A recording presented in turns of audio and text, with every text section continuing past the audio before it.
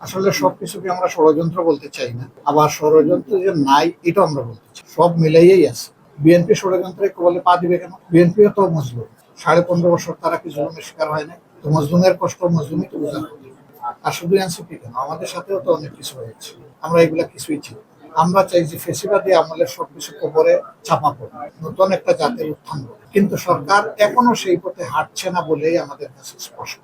এটা আমার কথা না, সরকারি দলের যিনি মহাসচিব তিনি গত পরশুদিন কি রিমার্ক করেছেন। তিনি বলেছেন গত 4-5 মাস অর্থাৎ সরকার গঠনের পরে কিছুই বদলায় এবং তিনি বলেছেন যে দুর্নীতির প্রবৃদ্ধি হয়েছে অর্থাৎ বেড়েছে।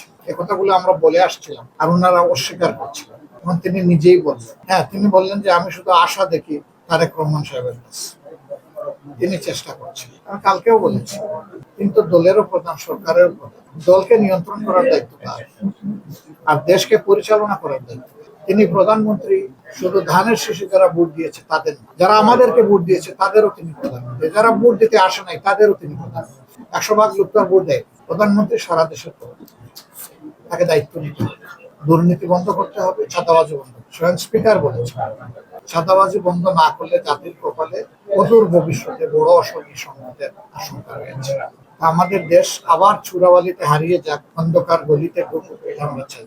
এতগুলা মানুষ যে অন্ধ হয়ে গেল, তাদের জীবনের কোনো মূল্য নেই, পঙ্গু হয়ে গেল, তাদের জীবনের কোনো মূল্য নেই। আমরা এই প্রত্যাশাই একটা গণভোট পেয়েছিলাম, জাতিকে বদলানোর ভোট ছিল। গণভোটের ব্যাপারে সরকারি দল এবং বিরোধী দল আমরা একমত ছিলাম। তখন সরকারি দল বিরোধী দল ছিলাম না, তখন বিএনপি ছিল, জামাত ছিল, অন্যান্য দল ছিল, সবাই গণভোটের পক্ষে কথা বলেছে। হঠাৎ করে তারা বদলে গেলেন। তারা 2/3 পাওয়ার পরে তারা চিন্তা করলেন এখন তো আমরা যা ইচ্ছা তাই করতে পারবো, এখন আর গণভোট মানলে আমাদের সমস্যা হবে, ওটা মানার দরকার। তো ভোটকে, জনগণের রায়কে সম্মান না করলে কি হয় এই দেশে, এই ইতিহাস রয়েছে, গোটা দুনিয়ায় ইতিহাস রয়েছে। এটার পরিণতি খুবই ভয়ঙ্কর। আমরা এই জায়গা থেকে সর্বনাশ।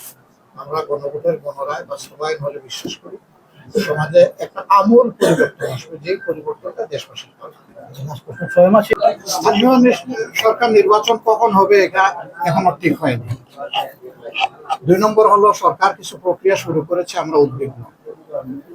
একজন দলীয় লোক 5-7 বছর আগে যিনি অবসর নিয়েছেন, একেবারে খাস দলীয়, তাকে নির্বাচন কমিশনে পোস্টিং দিয়ে পদায়ন করা হয়েছে।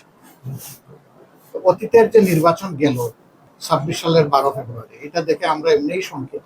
আবার যদি এই ধরনের কোনো পায়তারা চলে তাহলে নির্বাচনের ব্যাপারে সরকারের সদিচ্ছা নিয়েই গোটা জাতির মধ্যে উদ্বেগ দেখা দেবে এবং সেই রকম কোনো নির্বাচনের পায়তারা করলে, আয়োজন করলে, এটা জাতি মানবে না, আমরাও মানব।